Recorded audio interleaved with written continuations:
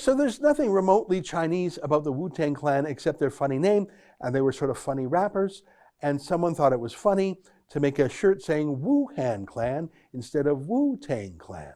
So they made some shirts. And that is the end of the story. It's not racist. It's not mean.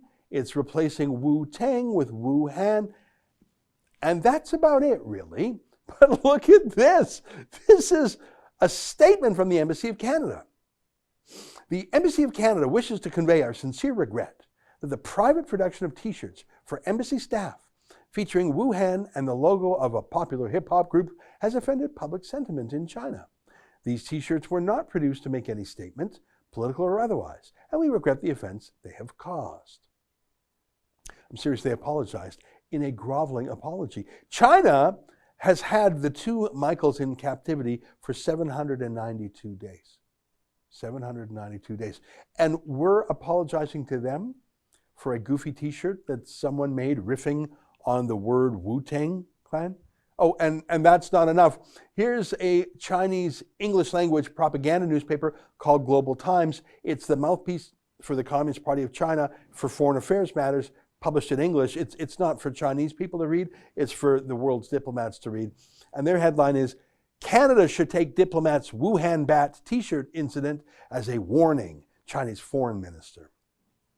Now I'm going to read this entire story to you. It takes about 2 minutes to read, but I want to show you how insane the Chinese Communist Party is, how obsessed they are with saving face, how hypersensitive and brittle they are, how fake their outrage is, and how they're so obviously complaining in bad faith, but finally, how they are spying on everyone in the Canadian Embassy who ought to know better, really. I mean, every single word you say in China or write or text or surf on the web is being read in real time by Chinese spies.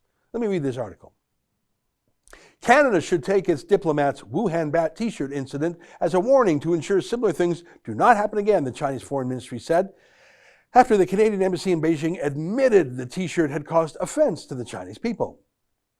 Chad Hensler, a staff member of the Canadian Embassy in China, placed an order for T-shirts emblazoned with a bat-like image around the words Wuhan in May 2020, which sparked outrage among Chinese netizens when the incident was disclosed recently. The Canadian Embassy on Sunday issued a statement saying that the embassy wanted to convey sincere regret that the incident offended public sentiment in China.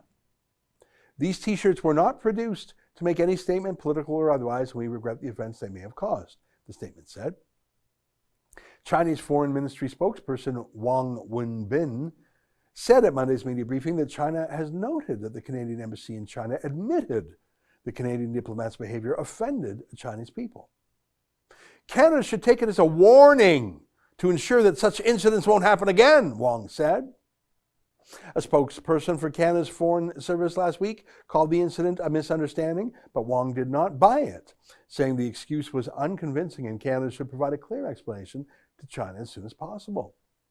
A source close to the matter, gee, I wonder who that is, told the Global Times exclusively that the Canadian diplomat involved had deceived the Chinese T-shirt maker and deliberately planned to conceal his ill-intentioned motive since May 2020 when he placed the order.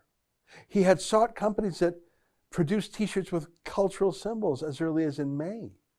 And after he contacted one Chinese e-commerce firm, he had hesitated to provide the image to be printed on the T-shirts. It was only in July when the Chinese company urged him to provide the image for printing that he did so, the source said.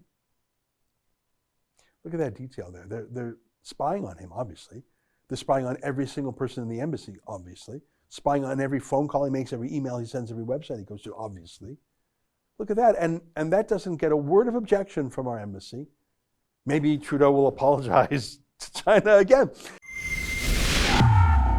That's an excerpt from my daily show, the Ezra Levant Show. Every day I do a monologue on the news of the day, then I interview an interesting guest, and then I read my hate mail. You gotta subscribe.